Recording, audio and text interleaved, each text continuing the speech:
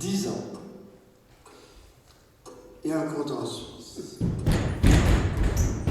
Voici le Giuseppe Pagnos. Quel âge as-tu? 17.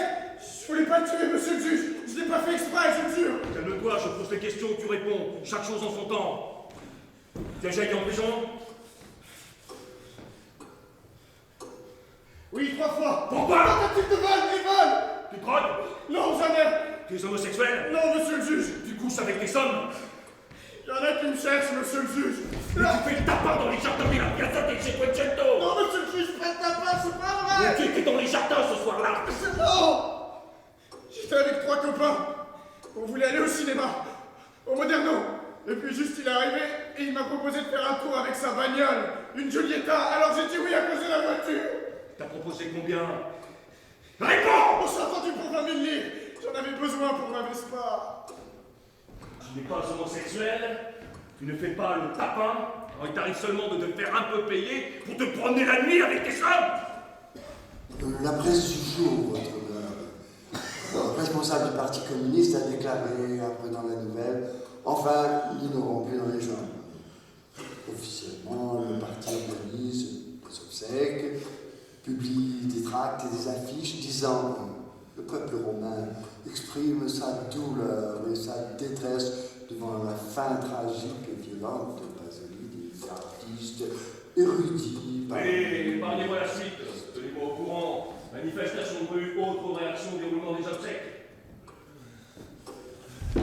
Tu étais consentant, tu l'as suivi sans y être forcé, il te payait, alors pourquoi l'avoir tué?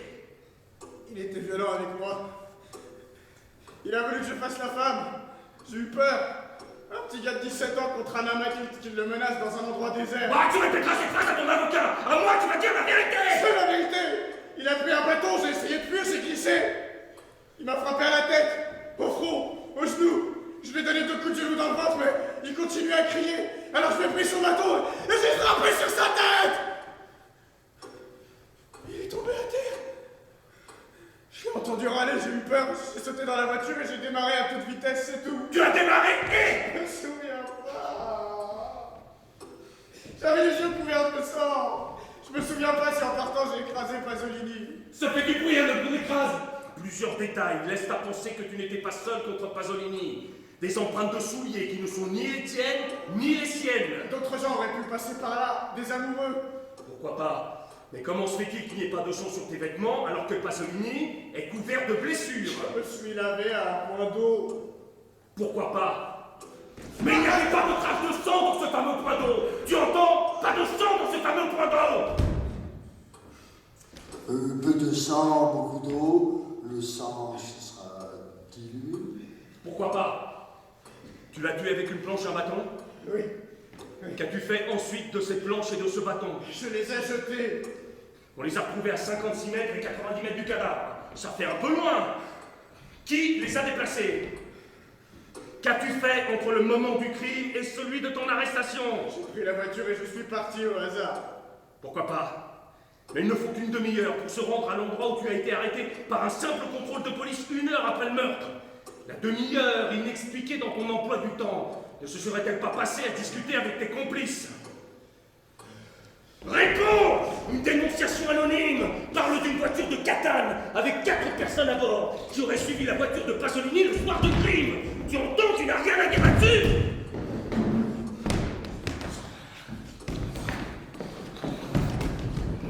Votre honneur, c'est anonyme, donc non recevable. Si vous voulez.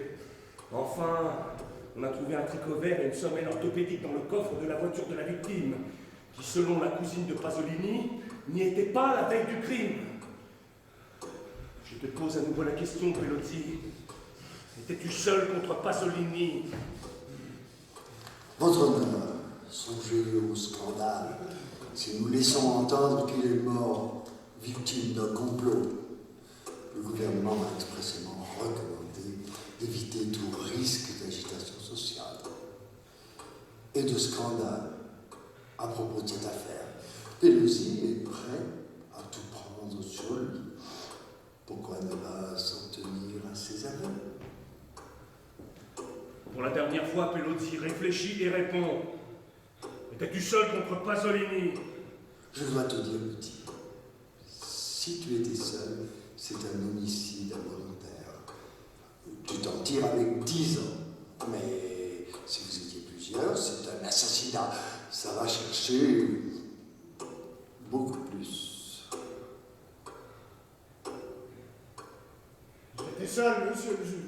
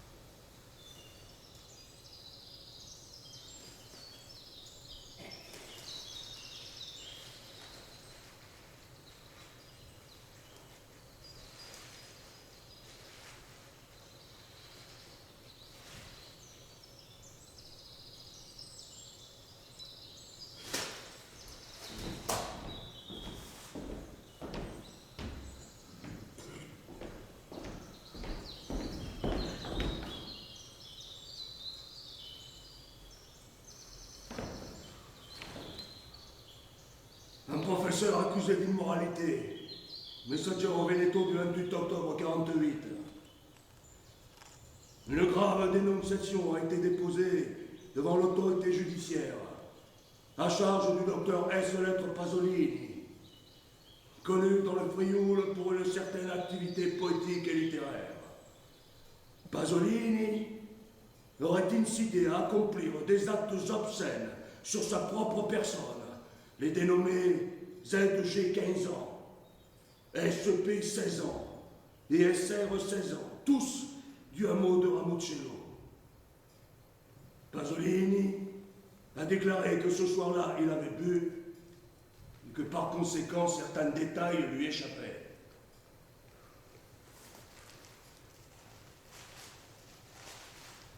Pier Paolo Pasolini, tu connais les chefs d'accusation qui pèsent contre toi. Est-ce que tu reconnais les faits?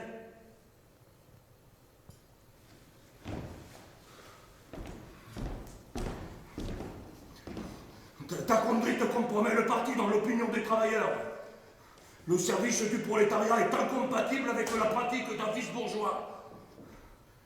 Hier encore, tu m'appelais camarade. Tu parles à présent comme un carabinier, un marmotteur de confessionnal, un bourgeois et autre punaise de sacristie. Le parti a décidé ton exclusion. Le parti? Mes vrais camarades, eux, sont en ce moment au travail, à l'usine. Je comprends à présent la raison de l'heure inhabituelle de ta venue. Comprends ta tenue, un jour de semaine. Tu te déguises en patron pour exhiber tes préjugés bourgeois. Rends ta carte et abstiens-toi désormais de fréquenter notre local. Il s'agit de tes vices et non des miens. Le mot vice fait partie du vocabulaire judéo-chrétien. Il implique des notions propres à la culpabilité. Ce mot devrait être exclu d'un véritable vocabulaire marxiste. Que mon père me traite de merdeux, de bâtard, voilà qui est normal. Dans la bouche d'un officier fasciste, que le curé me menace de je ne sais quoi, mais que... Rends ta carte! En dépit de vous, je suis et resterai communiste.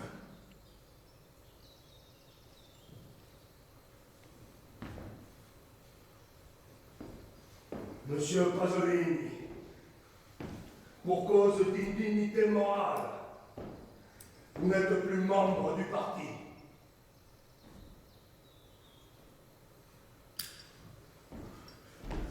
Oui, petit frère,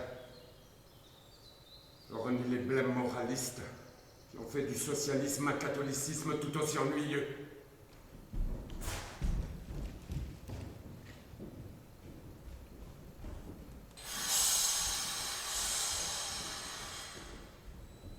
Maman, nous fuyons, toi et moi, comme dans un roman, abandonnant mon père derrière nous. Tu n'as pas froid? Ils m'ont empoisonné. Oui, ils m'ont empoisonné. Ils m'ont fait boire leur ciguë, je suis tout plein de cette amertume. Je trouverai un travail. Tout recommencera. Je suis toujours ton petit garçon, honnête et bon. Ils ont fait du scandale autour de moi. Ils nous ont fait du mal. Tu te souviens?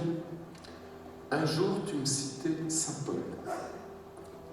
Il faut affronter le scandale. Ne t'inquiète pas, je me connais.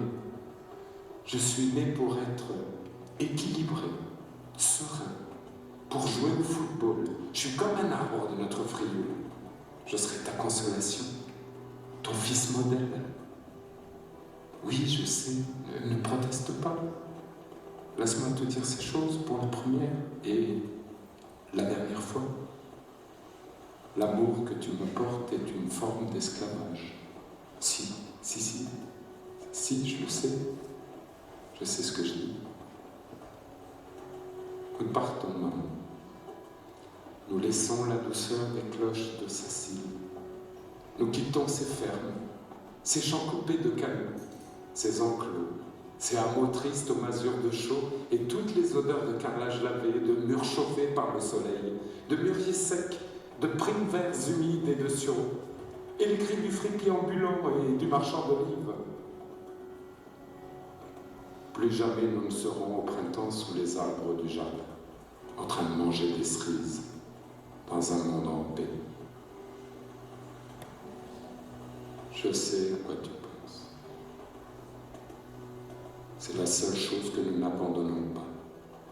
Cette tombe vide de mon frère Will. Son corps est là-bas dans le maquis. Mais sa tombe invisible sera avec nous dans le train et les bus de la ville. Nous trouverons un coin en arrivant à Rome, derrière une HLM, où nous irons porter des primes verts sans que personne ne nous voie, ni ne puisse comprendre le secret de notre geste. Tu dors? Dors.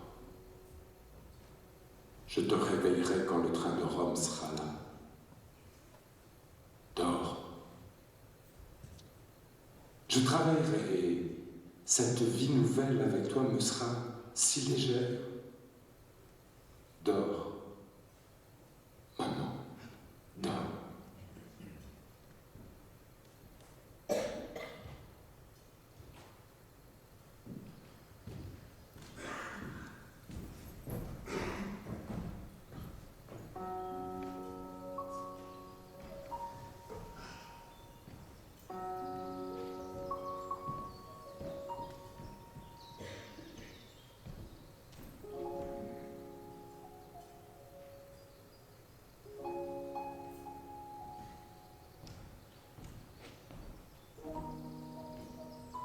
veux une cigarette? Schwingop, tu te promènes un peu avec moi. Ça veut dire quoi, ça? Je te suis dans les jardins, tu m'enfiles et tu payes? Doucement, petit. On se révolte? Est-ce que tu serais différent des autres, par hasard? Ne te vexe pas. Rome est un séminaire plus une caserne, plus un bordel. Et les hommes ici sont tous des curés, des soldats ou des putains. Et comme je porte pas d'uniforme, tu me prends pour la dernière catégorie. T'oublies que les curés comme les putains ou les soldats, ça mange. Moi, je dirais qu'à Rome, il y a ceux qui travaillent et ceux qui mangent. Et c'est pas forcément les mêmes. La preuve. Les curés sont ceux qui mangent le plus et travaillent le moins, alors que les putains, c'est tout le contraire. Bien vu, petit. Si j'ai bien compris, toi, tu fais partie de l'élite des travailleurs. Je suis boulanger. Je travaille la nuit, de minuit à 5 heures du matin. Comme il a dit ça. Je suis boulanger, monsieur. Je vis dans les faubourgs. J'ai 12 frères et sœurs qui vivent agglutinés dans 3 pièces, semblables à ces chaos d'innocents qui jonchent la terre nue en Inde, là, où chaque nuit est une nuit de peste. Non, j'en ai pas 12. J'en ai 6. Et toi? T'es sûrement pas ouvrier. Ne te fâche pas. Je me moque pas de toi. La tendresse, ça me change de mes habitudes. Boulanger. Et tes copains s'appellent Paul, César, Tibère, Damian. Et le samedi soir, ils enfourchent leur moto chaude pour aller voir les filles. Si bien que tu dois te sentir un petit peu seul devant ton pétrin. Tu es romain? Non. Je viens de la campagne. Moi aussi. Du Frioul. Une terre d'orties et de cyprès. Or, toi aussi, tu t'es battu en culotte courte pour un nid de mésange caché dans un buisson de mûre. Et la violence dans ton ventre, tu l'as sortie pour la première fois. Quand tes copains se baignent nus entre les roseaux du fleuve. On parle pas de ces choses. Moi, si. C'est mon métier. Parler de ce que les autres taisent. Tu peux quand même me raconter le printemps dans tes campagnes? Je sais pas parler comme vous. Oh, allons. Tu as bien un souvenir. Quelque chose que tu n'aurais dit encore à personne. Un secret. Le plus beau, c'était la pêche aux grenouilles. La nuit, avec un harpon et un fanal, on en prenait 90 ou 100. On les enfilait sur un fil de fer. Et aussi les parties de foot. Pour acheter un ballon, on volait les œufs à nos mères dans les poulaillers. Et un jour, au moment où je piquais un œuf, paf! Je sens qu'on me serre le poignet. C'était ma mère. Qu'est-ce que j'ai ramassé ce jour-là? Et les odeurs. Tu te souviens des odeurs? Les parfums d'herbe et d'eau stagnante. La saison, tout engrossée de fruits. Les génisses, les boucs, les agneaux. Les arbres gonflés de sève. Les tendresses furtives des garçons et leurs noces cachées, leur fièvre de chèvre sauvage dans les balles de foin. Donne-moi une cigarette.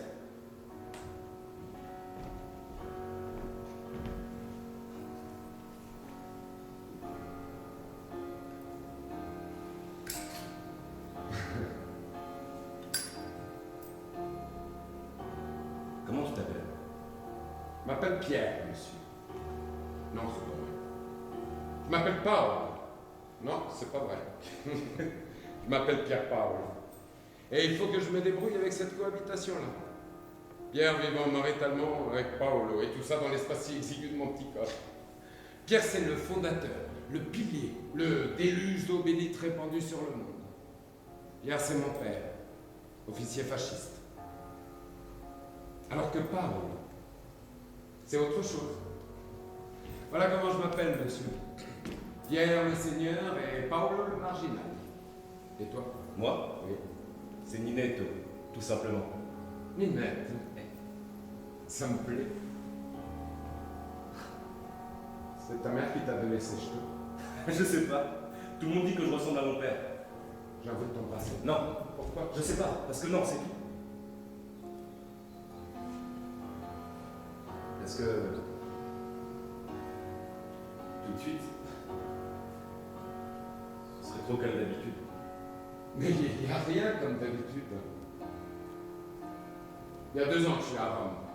Je n'ai rien fait, ni écrit, ni pensé, ni vécu. J'étais seul, comme un survivant.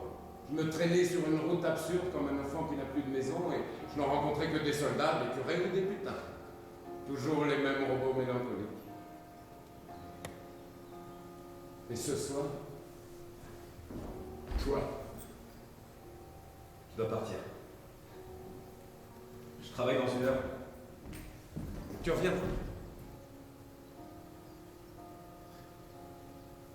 Demain?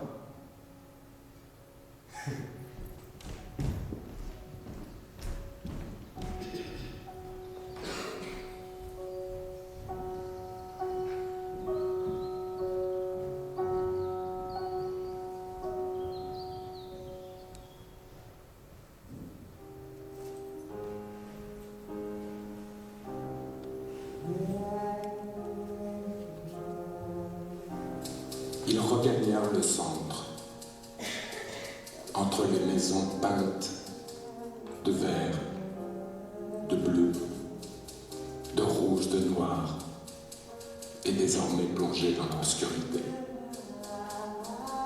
Près du canal, Armido lui demanda « Tu reviendras ?»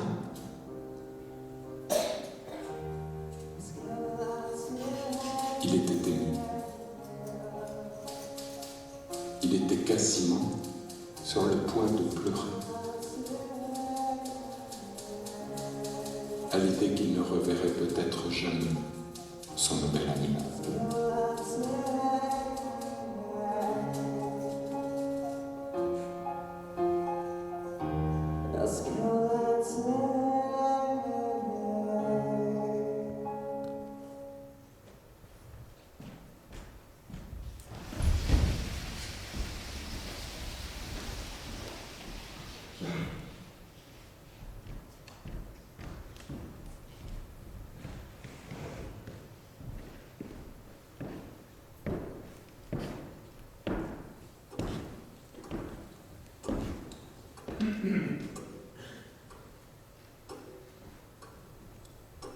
Le livre Ragazzi di Vita est interdit en Italie pour obscénité. Mon livre décrit réellement la misère qui existe dans la banlieue de Rome. Il vient d'obtenir le prix Colombi, décerné par les plus grands écrivains d'Italie. Cela ne l'empêche pas d'être immoral et passible d'une condamnation. La tâche du romancier n'est pas de faire l'autruche, ou pire, l'hypocrite devant les fléaux sociaux. Profitez des fléaux sociaux pour étaler votre turpitude sexuelle. Après, c'est unanime. À gauche comme à droite, on vous traite de pornographe, d'apologiste des voyous, de rameur d'excréments, d'apôtre de la fange. C'est une manœuvre politique. On me désigne comme un exemple de l'art soi-disant obscène qui se développerait si le pays allait à gauche et renonçait à ses dirigeants sérieux, capables de protéger la moralité publique. C'est-à-dire les dirigeants des couches les plus arriérées de la démocratie chrétienne. N'aggravez pas votre cas en insultant les membres du gouvernement. À dire le vrai, votre livre équivoque sur la vie des faubourgs de Rome n'est pas une œuvre de pure fiction. Certains aspects troubles de votre vie permettent de penser que vous transposez dans les domaines romanesques des expériences biographiques. Faites entrer M. De Santis.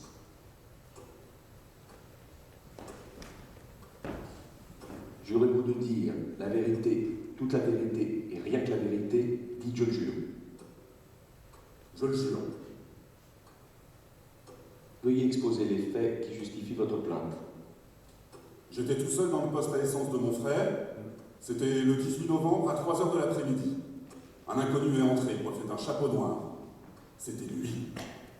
Comme dans les westerns. Je porte jamais de chapeau. Il a commandé un coca, il m'a posé des questions bizarres. Quel genre de questions? Combien je gagnais, si j'étais fiancé, si je m'amusais le soir, comment. Puis il a enfilé une paire de gants noirs. Et il a sorti de sa poche un pistolet noir qu'il a chargé avec une balle en or, en disant « Si tu bouges, je tire ». Puis il a ouvert le tiroir-caisse et a volé 2000 livres. Le lendemain, j'ai reconnu la voiture de l'inconnu. C'était une Giulietta. Et l'inconnu, c'était lui. Sensationnel comme scénario. Pas de commentaire. Vous reconnaissez avoir pris de l'essence à cette pompe ce jour-là? Oui, de l'essence à poisser tout. Pourquoi avoir posé tant de questions aux pompistes? Pourquoi abordez-vous une jolie femme dans la rue? Mais de là à sortir son pistolet en or? Il vous a fait des propositions malhonnêtes? Non. Je vous remercie, monsieur De Santis. Rendez-vous compte de votre situation. Corruption de mineurs lors d'un précédent procès. Des mineurs de 16 ans, tout est relatif. Vol à main armée contre la personne d'un pompiste. Soyons sérieux. Dites que vous voulez me faire des ennuis parce que j'ai écrit un livre dérangeant, et je comprendrai. Non, mais quelle personne sensée ferait crédit à cette histoire de chapeau noir, de gants noirs, de pistolet noir avec une balle en or? Cela ressemble au délire d'un lecteur de bande dessinée. On peut tout supposer quand il s'agit d'une personnalité trouble, comme la vôtre. Je serai assez partisan d'une expertise psychiatrique. Et alors, tout ce que vous voudrez. Expertise, psychanalyse, sérum de vérité. Et pourquoi pas quelques électrochocs pour me passer le goût d'écrire. La liste de vos méfaits n'est pas close. Non content d'écrire, vous sévissez également au cinéma. Vos films valent bien vos écrits, ce qui n'est pas peu dire. Une plainte a été déposée contre vous par le député Pagliuca à propos de votre film intitulé Hackathon. Conspiration, on cherche à me détruire. Faites entrer, monsieur le député. Jurez-vous de dire la vérité, toute la vérité, rien que la vérité? Levez la main droite et dites je le jure. J'ai juré. Monsieur le député, vous avez déposé une plainte contre Pasolini pour usage abusif de votre patronyme et diffamation. Veuillez vous en expliquer devant la cour. J'ai combattu en 1418. Je suis député, démocrate chrétien, honorable père de famille, veuf, avec 11 enfants.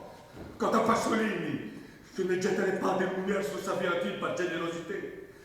Tout le monde sait que les personnages créés par Pasolini appartiennent tous à une sous-espèce biologique dominée par ses plus bas instincts. Donner mon nom dans un film pareil à un maquereau qui se moque du Christ, c'est démolir toute ma carrière. À cause de ce film, qui a été projeté dans ma circonscription électorale, j'ai été obligé de diffuser un certain nombre de tracts et de recruter de nombreux activistes. Vous avez la consigne d'aller dans les fermes et les villages, expliquer aux électeurs que les films Hackathon ne relataient pas un fait réel, mais avaient été inventés pour me diffamer. Cette propagande intense m'a contraint à dépenser des sommes considérables. Malgré cela, mes électeurs, pensant peut-être que j'avais réellement exploité une des prostituées, m'ont accompagné comme indigne du mandat parlementaire. À la suite des contrariétés subies, j'ai contracté la psychasthénie et le diabète. J'ai les certificats médicaux. Et malgré les soins des plus renommés spécialistes, je n'en suis pas encore remis. Il y a 21 Salvatore Pagliuca dans l'annuaire téléphonique de Milan. 25 dans celui de Rome. Cela fait combien de Salvatore et Pagliuca dans toute l'Italie? C'est comme si un Français se plaignait qu'un personnage s'appelle Dubois ou Dupont dans un film. Au nom de la jeunesse nationale, je t'ai dit que tu me dégoûtes. Écoutez, un peu de retenue. Je viens d'applaudir les films sur la face de son réalisateur. Je te tends l'autre jour. J'ai pris l'habitude de ne pas répondre aux agressions fascistes. On a agressé à la sortie de chez moi une amie. On m'a jeté un pot de peinture blanche sur la tête pendant une conférence. Une voiture m'a foncé dessus en pleine rue, blessant 2 de mes compagnons. Elle était conduite par le fils d'un député d'extrême droite. Je m'attends à d'autres agressions encore. Je suis le bouc émissaire d'une société tarée.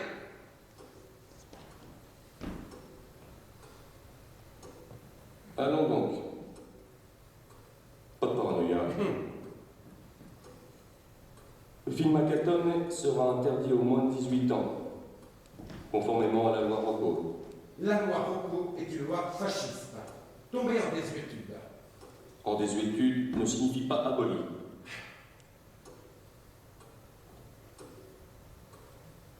« 4 mois de prison ferme pour diffamation contre le député Pagliuca.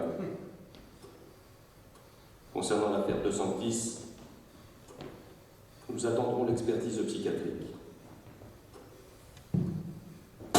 L'audience est payée.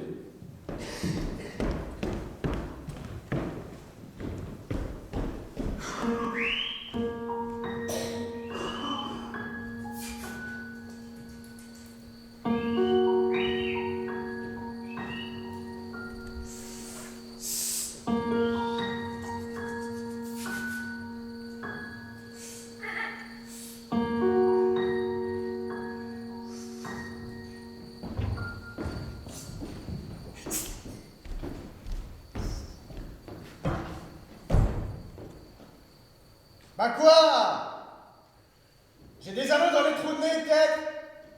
Je vous dis merde. Salope.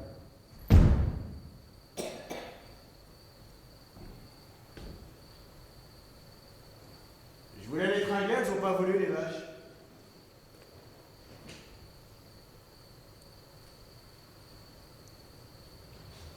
Et vous verrez ça demain soir quand j'aurai du pèse. Ça cuira pour votre peau. Ça va. Tu leur feras quoi? Ce que je leur ferai.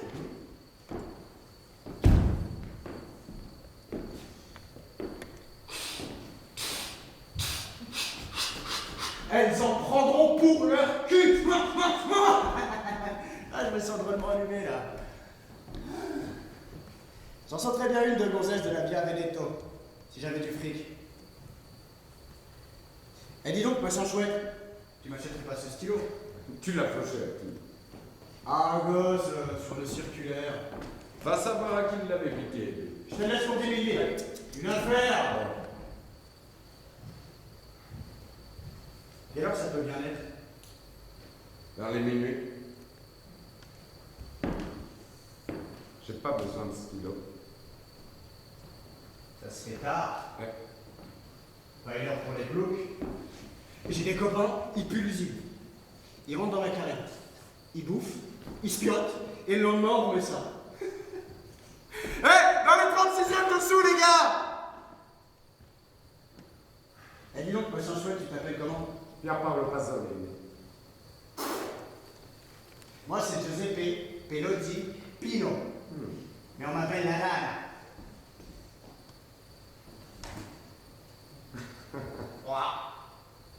La grenouille. Va savoir pourquoi. C'est peut-être parce que j'aime bien faire des galipettes à poil dans la mienne. Tu te baignes où? Là où les goûts du polyclinico se jettent dans la mienne. Et tu sais, là où il y a l'usine d'eau de Javel. Un endroit super.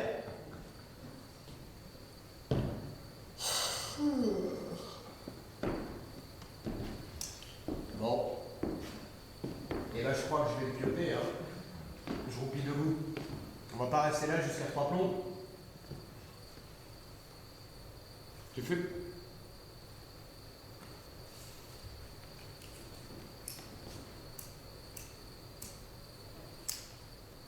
Garde le paquet. T'es un frangin, toi. Quoi, tu veux pas me croire? Mais ce que je te dis là, ça vient du fond du cœur. Tu peux parler de moi à la Pietralata, y a personne qui me connaît pas. Parce que je suis le gars le plus respecté de tout l'endroit. Parce que quand je peux dépanner un copain, moi, ben j'y manque jamais. Mais si d'autres fois c'est moi qui ai besoin qu'on me dépanne, une supposition, eh ben je trouve toujours un gars. C'est réglé là. Tu vas à Pietralata. À pied? Il n'y a plus de tram à cette heure-ci. Si tu veux que je te raccompagne avec ma bagnole, elle est là.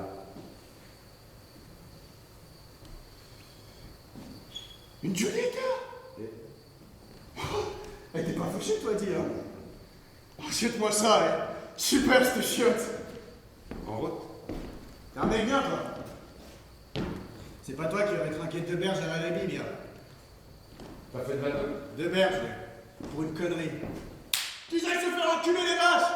Comme passage à tabac, qu'est-ce que j'ai dégusté? Un de ces passages à tabac. Je te dis que ça. Tiens, regarde mon dos. J'ai encore des marques. Et sur le ventre, là.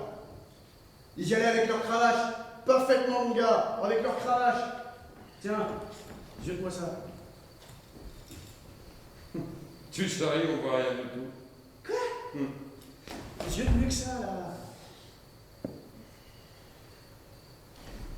Elle dit donc, machin chouette. En route, hein? Tu voudrais pas charrier des fois ou quoi, là? Tu triques? Et tu serais pas en prêt-à-peine sur les bords, toi?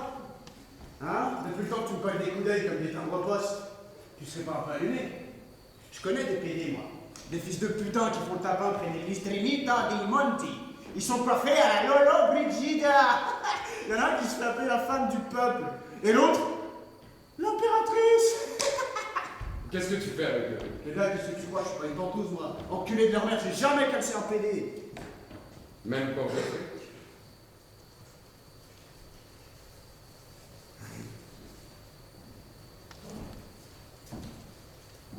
Le PES, ça je dis pas.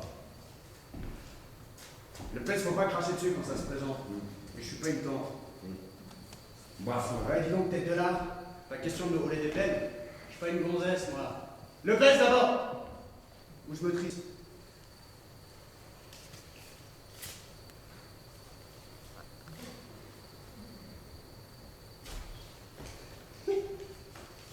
C'est pas bientôt fini, non?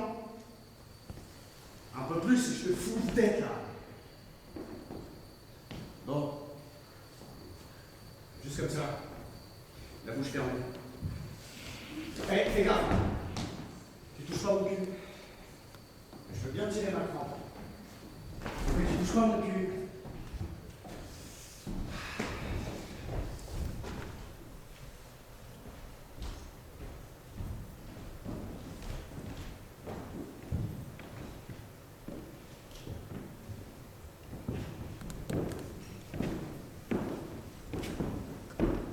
La parole est au professeur Semiraro, membre de l'Université de Rome, expert psychiatre auprès des tribunaux. Merci, monsieur le Vous président. parlez, monsieur, d'infantilisme. Parfaitement. Certes, je ne suis qu'un modeste romancier et cinéaste. Je ne suis pas une sommité. Venez-vous, je vous prie. Ça va venir si je change pas de main. Voilà tout à fait, monsieur le président, le style de provocation du prévenu. Celle de la monomanie exhibitionniste. Ah, je vous ai pourtant encore rien montré. Vous risquez rien d'ailleurs, vous n'êtes pas assez beau. Monsieur, si vous continuez à m'insulter, Je n'insulte personne. Il est évident pour tout le monde que vous ne sortez pas d'un tableau de Léonard de Vinci. Même si vous louchez un peu comme la Joconde. toujours ce langage provocateur. Toujours cet affrontement en pair. Toujours ce meurtre recommencé qui fait de vous un petit type. Vous êtes une mitraillette à projeter des mots vides de sens. Des mots vides de sens. Vous préférez que je dise inverti ou skeptophile plutôt qu'homosexuel. Vous avez un besoin permanent de provocation, vous venez de le prouver encore. Paranoïa. Est-ce vide de sens? Vous avez acheté une voiture chère. Provocation et recherche d'une sécurisation. Vos lunettes noires sur le nez. Exhibition. Mots vide de sens. Votre attachement malsain à votre mère est une fixation. Mot vide de sens. Votre éloignement des femmes est une phobie. Votre attachement à votre chien est vicariant, votre sexualité en régression, votre stade anal, votre intérêt pour les jeunes, du narcissisme et de la pédophilie. Votre goût des banlieues, un blocage. Mot vide de sens. Vos éternels blue jeans de l'agressivité, vos démagogies baskets du fétichisme, votre amour invétéré pour le football de l'hypersténie, votre préférence pour les légumes cuits à l'eau, de l'autopunition. Mon vide de sens. Allons donc. Votre cas est clair. Asocial, anormal, malade, un grand malade. Veuillez résumer clairement votre diagnostic, professeur. Pasolini est un psychopathe de l'instinct. Un sujet aux instincts profondément tarés. Notre analyse a mis en évidence une grave anomalie du noyau instinctif de la personnalité. Pasolini est un anormal sexuel. Le soupçon est fondé que sa capacité d'entendement et de volonté est gravement amoindrie. Bravo.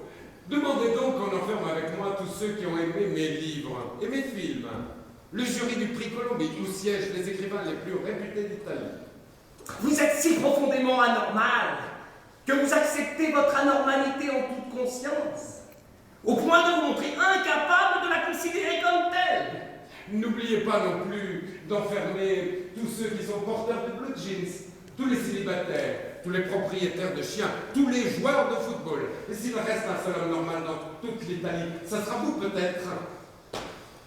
L'expertise lucide et impartiale du professeur Semerari est versée à votre dossier. Altération congénitale de la personnalité. Vous êtes socialement dangereux.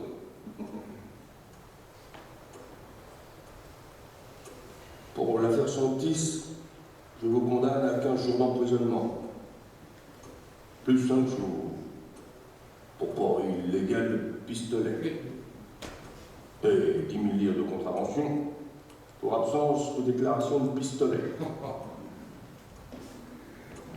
Le nom se levé.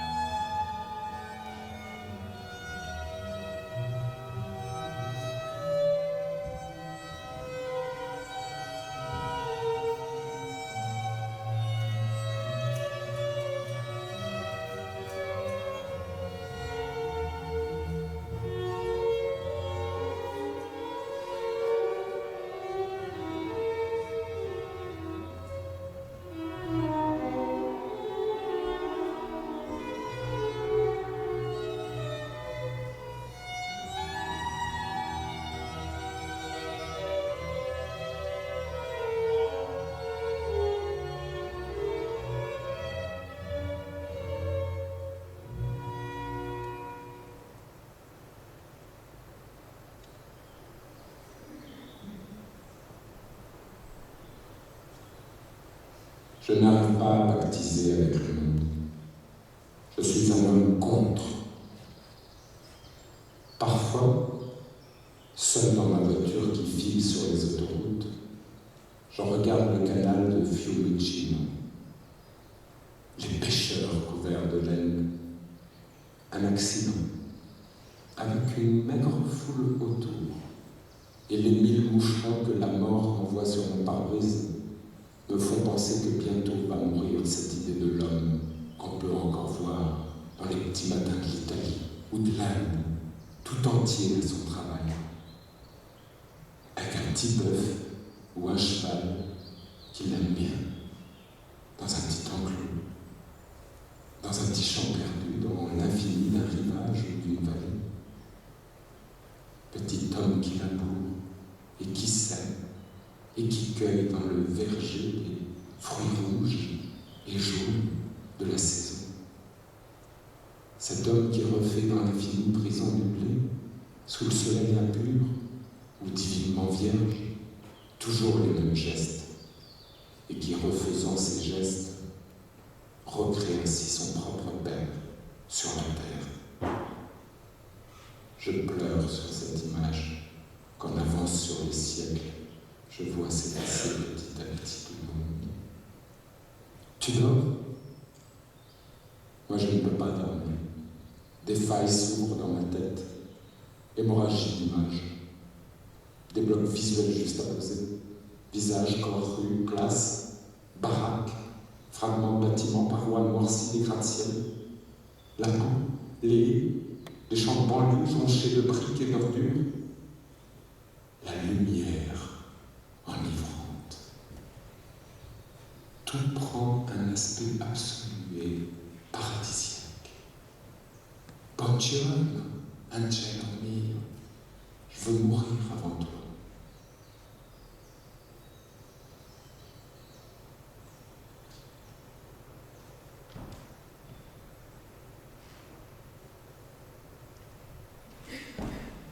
Non! Non! Pas l'interview. Pourquoi faire de la fable prétexte, construction, remplissage culturel? Parler pour parler. Opérateur, machiniste, technicien du son, mes amis, allons-y. Je veux des visages propres. Des cheveux tondus de garçons barbares et sportifs qui font les 100 pas devant la prostituée. De ces nuques lumineuses qui me font des élancements de désir au ventre.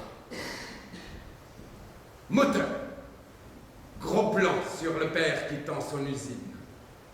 Entouré de peupliers flambant neufs. Vite, vite, pas la peine de s'apesantir. Thérèse, tu arrives. Avec ta petite valise et une présence scandaleuse, malgré ton air si comme il faut. Incongru, comme un vivant. Plongé. Que belle. On change d'objectif, prenez le 75. On continue. La lumière est parfaite. Le fils à présent. Ragazzo. Pardon. Je montre tes boutons. Une puberté besogneuse de gosse de riche. Parfait. Bien appétit. Ton corps n'a pas touché de corps. Tremble et perdu de honte devant ta nudité. Découvre doucement le corps nu de l'étranger dans son sommeil, viril et chaud. Pleure sur ce qui t'empêche d'accepter le désir qui t'inonde. C'est violent et doux, comme si tu allais mourir. Bene. Bene. Je me fous éperdument des règles du cinéma. J'ai fait mon premier film à 40 ans, sans savoir ce qu'était un panoramique, ni même qu'il existait des objectifs différents. Tiens, prends l'objectif à courte focale. On déforme l'image, on se fait un rêve. Rosanne, le petit matin, entre la brosse à dents et l'usine, un geste en trop va tuer ta vie. Tu ouvres la porte de cette chambre. Tu sais pas pourquoi. Ton fils dort, la tête abandonnée sur la poitrine nue de l'étranger. Trouble. Trouble. Ton corps a des souvenirs. Ta main ne t'obéit plus, c'est malgré toi. Elle caresse le bras, la poitrine, elle ouvre la couverture, le ventre, le sexe. Ose cet étranger si beau et qui pourrait être ton fils. Ta vie devient mirage et perdue de honte. Dans cette chambre, tu découvres le désert. N'arrêtons pas séquence sur séquence, une moisson, le fils Piste de désespoir sur cette toile gâchée. Le père se met nu dans une gare et part pour le désert. Non pas comme cela, Rosanne. Le désert, c'est dedans. Oui. Oui. La bonne. Mettez-la sur le toit. Elle vole, suspendue dans le ciel. Elle fait jaillir une source miraculeuse. Ah, Mama, toi seule la paysanne a su saisir la grâce et la muter en miracle. Pasolini devenu mystique, membre d'une secte. Pasolini devenu fou se prend pour le prochain pape. Oui, je crois au miracle. Le miracle, c'est l'explication naïve du mystère qui habite l'homme, du pouvoir qui se dissimule en lui.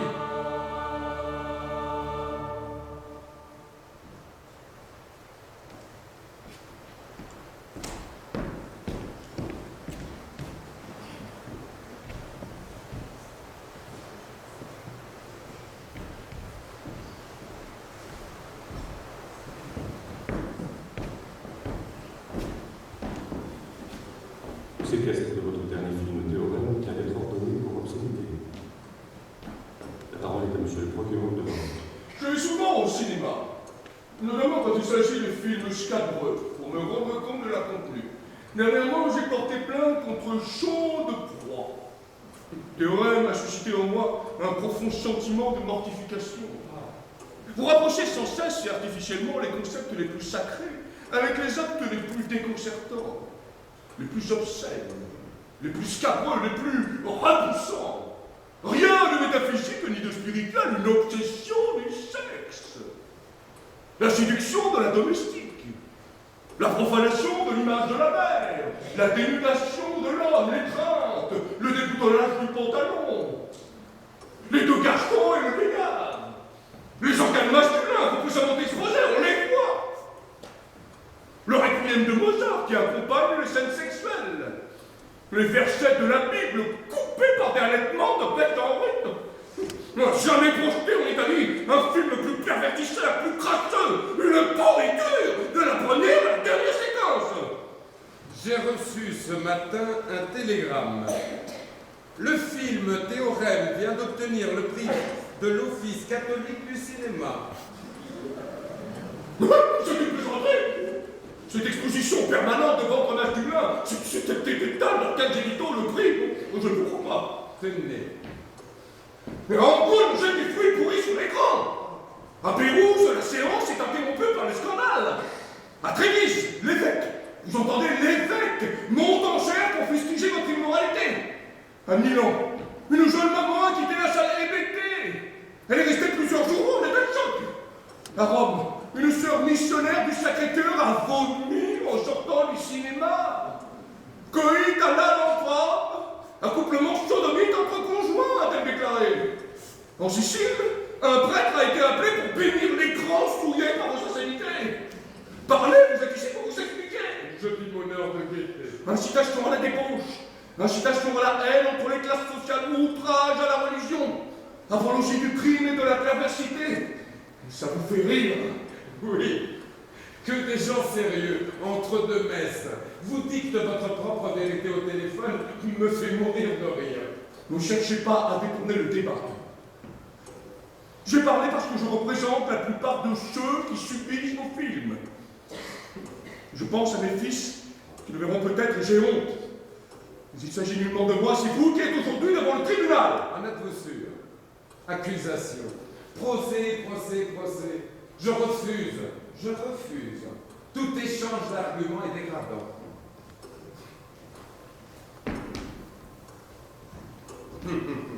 Vous êtes ici pour parler de votre film. De celui que j'ai fait ou de celui que vous avez vu? Vous ressemblez au père de Théorème, ce père immobile, entre les rails déserts d'une gare morte. Oui, tout est pulsion, tout est désir, tout est mort, tout est amour, tout traverse mon corps et passe par mon sexe. Oui, mon film est obscène, indécent, pornographique, absolument pas artistique, offensant pour les personnes honnêtes et les gens sérieux, gravement dommageable à une jeunesse déjà trop corrompue. Vous n'aimerez aucun de mes films. Vous n'y trouverez pas la vérité toute faite des postes de police. Je cherche. Avec l'instinct de mon métier d'écrivain, je rassemble des morceaux d'intuition et je rétablis la logique au sein de votre arbitraire et de votre folie. Vous, les hommes de pouvoir, qui prétendez lutter pour une cause morale en censurant mes films, vous massacrez depuis 30 ans. Massacre de Piazza Fontana pour accuser les extrémistes de gauche. Massacre de Bologne pour accuser les fascistes. Vous vous refaites ainsi à bon compte une virginité antifasciste. Vous en avez besoin, après le référendum, pour continuer à gérer le pouvoir comme si de rien n'était. Oh, c'est faux, j'en avais trop dit! Mettez les catholiques dans votre poche, mettez-y les gauchistes, les communistes. Un jour ou l'autre, le mélange deviendra pop, explosif, et vous réduira à l'état l'affaire dont vous n'auriez jamais pu sortir. D'une manière ou d'une autre, nous trouverons un ballon à votre mesure. Normal. Les hommes sans défaut comme vous sont des hommes sans qualité. Quel que soit votre camp et celui de vos semblables, je suis toujours de l'autre côté. Un ballon à votre mesure. Crevez-moi les yeux, je deviendrai voyant. Monsieur le Président! Théorème, primé par l'Office catholique du cinéma, sera librement diffusé. Que le catholique prenne garde toutefois à ne pas introduire dans la cité le cheval de Troie de Pasolini. Non! Bien élevé.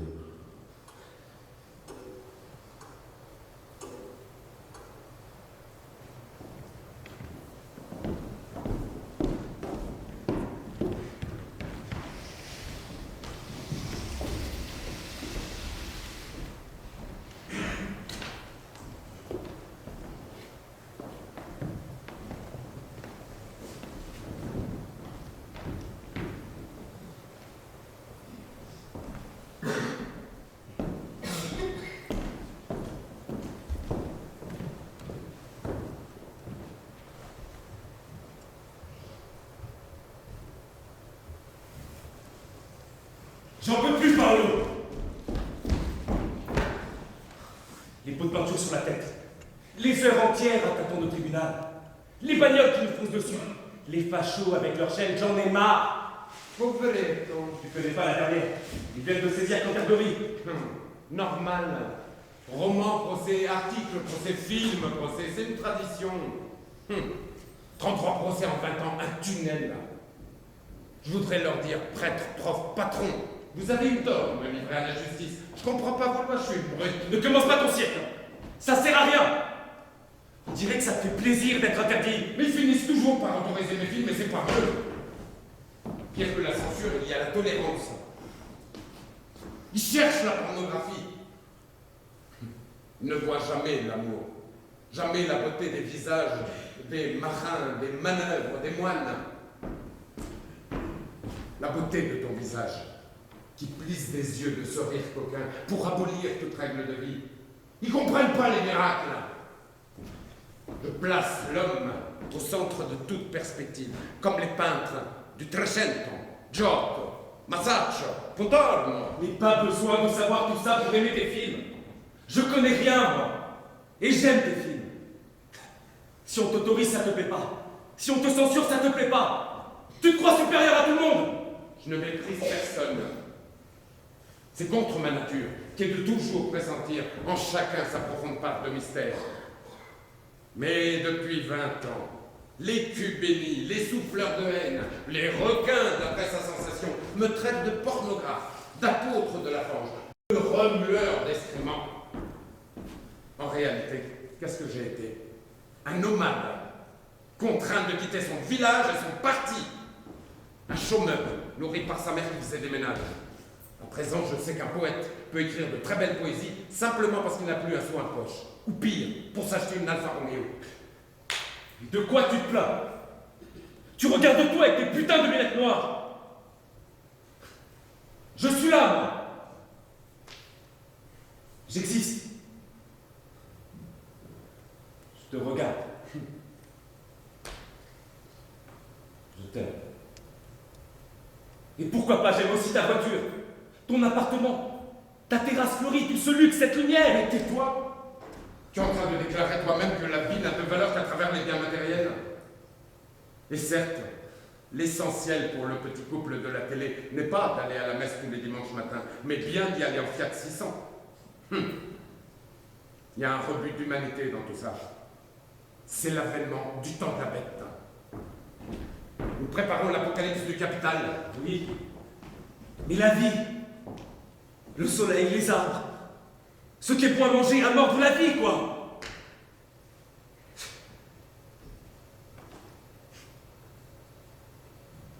Tu vas me trouver bête de dire des choses comme ça. Je t'aime quand tu ris. Quand tu mords en faisant l'amour. Je n'aime pas cette tristesse qui te défigure. Cette tristesse, elle est en moi depuis la mort de mon frère Guido. Je t'ai jamais parlé de lui. Parti pour le maquis par un matin muet de mars, dans un train clandestin. Son revolver caché dans un livre de prière, il n'est jamais revenu. Des traîtres, infiltrés parmi ses camarades, ont jeté le masque, massacré, arraché les yeux peut-être. Tous ces jeunes gens de 16 et 17 ans. Depuis, la mort ne m'est plus inconcevable. Mon frère Guido y séjourne.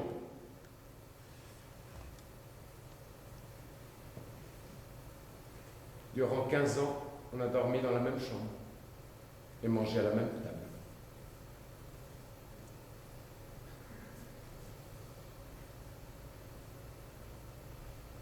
Tu me caches encore beaucoup de secrets comme celui-là, Paolo?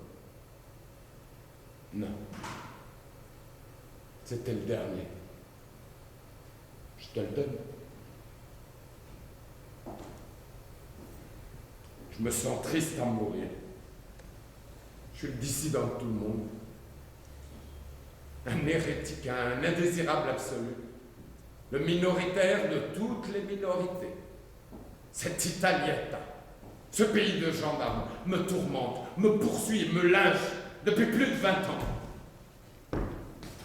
Les chasseurs m'ont touché une première fois avec cette affaire de Ramuccello. Depuis, ils ne peuvent plus me lâcher, plus perdre ma trace, ma vie privée ou le peu qu'il en reste, est vendu sur les places publiques par tous les Judas d'Italie. Je me vois tout à coup comme je suis, un quinquagénaire privilégié qui se paye des garçons. Une vieille tapette, comme ces folles surchargées d'or qui vont à l'opéra pour se pâmer au son de la voix de la calasse.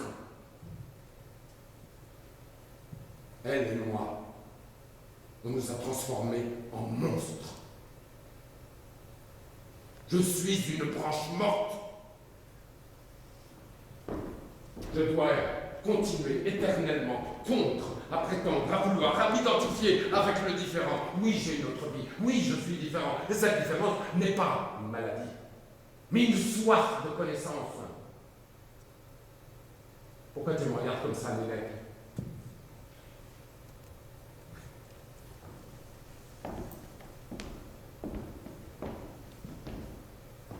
Tu remues la patte comme un fou et tu la remues trop. Elle ne pourra jamais lever cette patte. Elle ne fera jamais du pain.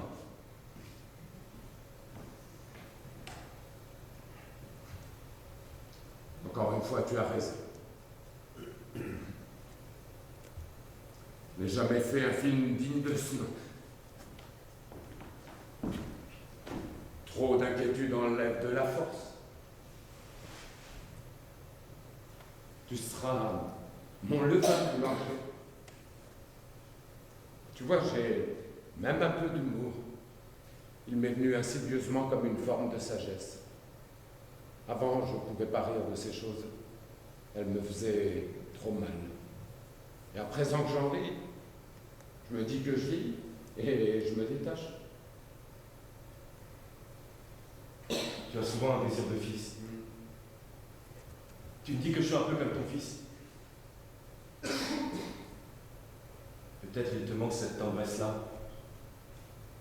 Un ange suffit pour qu'on imagine le paradis. Mais le paradis n'existe pas, Ninetto. Le paradis n'est qu'un projet que Dieu n'a jamais su mener à terme, faute d'imagination. Il y a une seule réalité, c'est la solitude. On peut pas respirer sur tes sommets. Tout le monde n'a pas ta force ou ton amertume ou ton je ne sais quoi. Mon rêve n'est pas de vivre comme toi. Finis tes phrases. Je vais me marier.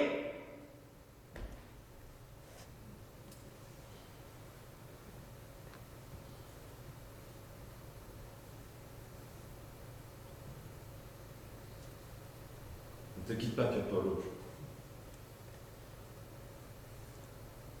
Je t'aime aussi. Je peux pas attendre plus, elle est enceinte de 4 mois. Je serai parrain. Je serai tonton. Vous m'inviterez le samedi soir dans votre appartement qu'elle aura si bien arrangé. Et on regardera la télé. Une petite couverture à carreaux sur les genoux. Et tu comprends pas. Je comprends très bien. Tu as envie de cette fille de pâtissier. Le couple est une obligation à laquelle nul n'échappe impunément. Paolo, je peux vous aimer tous les deux. Tu crois que mes filles. Quoi? Rien. C'est du latin. Mais tu m'écoutes plus. Va-t'en! Va-t'en!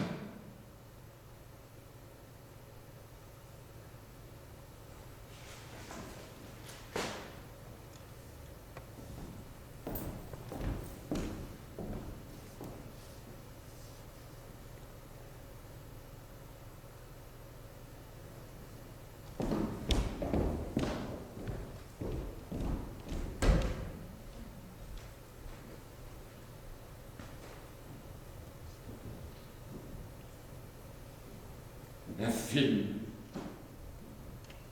intolérable comme ma souffrance, intolérable comme une montagne de cadavres dans un champ nazi, intolérable comme ce flot de cadavres ininterrompu de l'histoire humaine. Un film qu'on ne pourra pas regarder jusqu'au bout. Je les contraindrai à sortir, à avouer qu'ils ne peuvent pas supporter la vision de leur propre mort, de leur propre iniquité. Il n'y aura que des cadavres, des momies et des corps inanimés.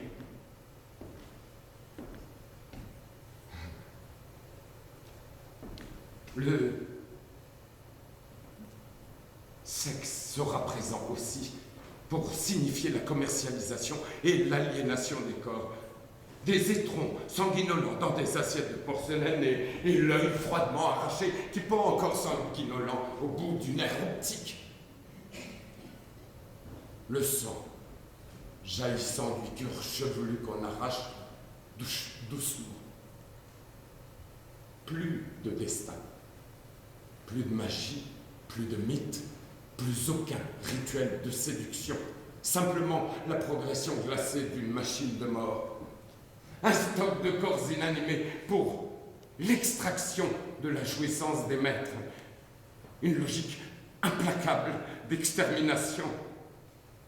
Un cartel de monopole, monopole du langage, monopole de la jouissance, monopole de la répression et de la souffrance. Je veux des hommes enfermés dans leur nudité, dans une puanteur d'abattoir.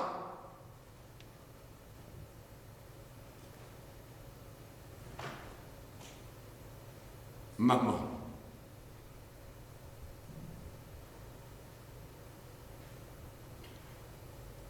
Tu deviendras une femme de pierre, statue de sel rendue folle, ne sachant même pas qu'ils m'ont tué.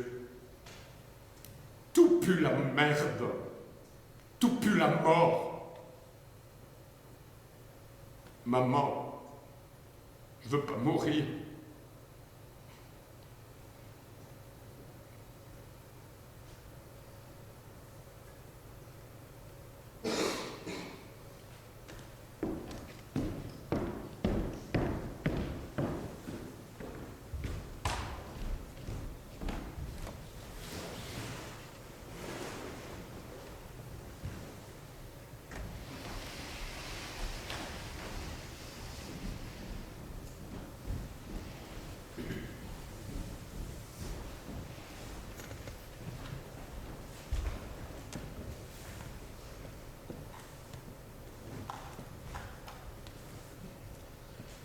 Et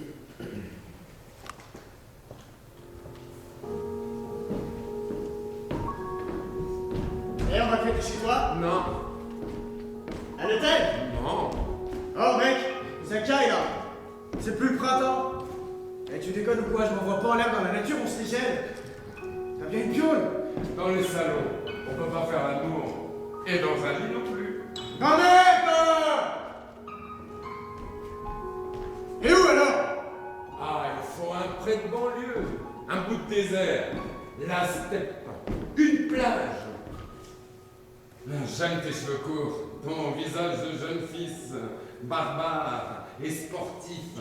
Je t'emmène à la plage. À Ousti.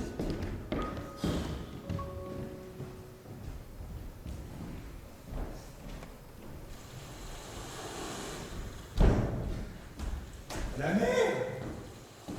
Oh putain mec, tu charries ou quoi là? Eh, c'est plus d'été, hein, c'est même le 1er novembre, jour des morts. Allez, parle-moi de toi. Rien à dire.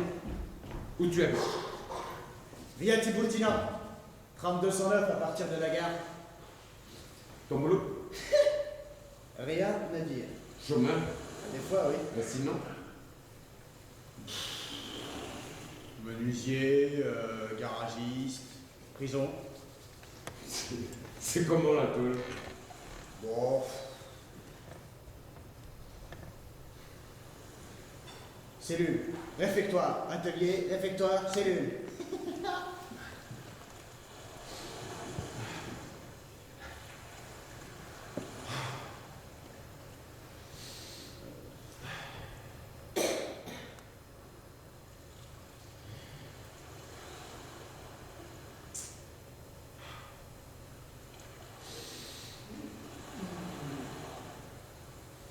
Je t'ai reconnu, tu sais.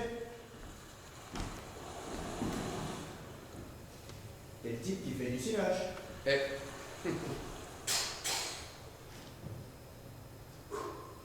Ça me plaît le cinoche. Tu piques des bagnoles? Mais pour qui tu me prends? Je suis pas un dingue. Dommage. Je t'aurais bien donné un rôle dans mon prochain film. Mais pour mes personnages, je cherche des gens qui sont ce qu'ils sont dans la vie. Et j'avais besoin d'un voleur de vignoles. Ah!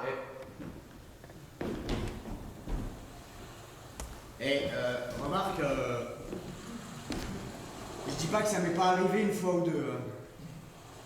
Des gens le suivent. Des amoureux qui vont baiser à la mer. Non. Non, non. Ils me suivent. T'inquiète. Ouais, t'as les sons ou quoi là-bas? Il y a longtemps que je n'ai plus peur. Certaines nuits, ça serait une folie de faire autre chose que l'amour. La mer est tout ébouriffée comme tes cheveux qui fracassent dans mes oreilles. Je suis devenu brutal comme un violeur de bêtes. Ta mine de paysan, tes membres trapus d'athlète, tes hanches basses, ton sexe est une arme de mort. Il sculpte la vie et lui donne sa forme. Tu es mon Christ de 17 ans.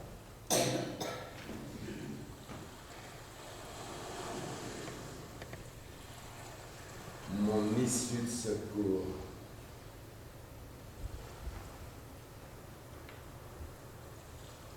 La mort ouvre ses portes. Les ombres là-bas, ce sont déjà les juges.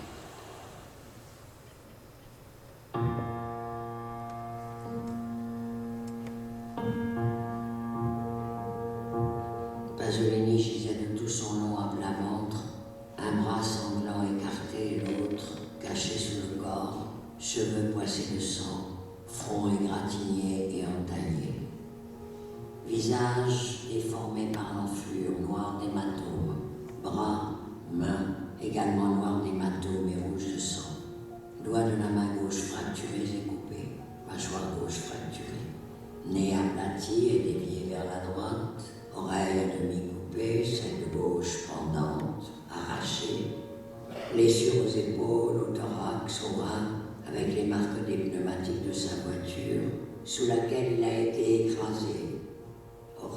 lacération entre cou et nuque, 10 côtes fracturées, sternum fracturé, foie déchiré en 2 endroits, cœur éclaté.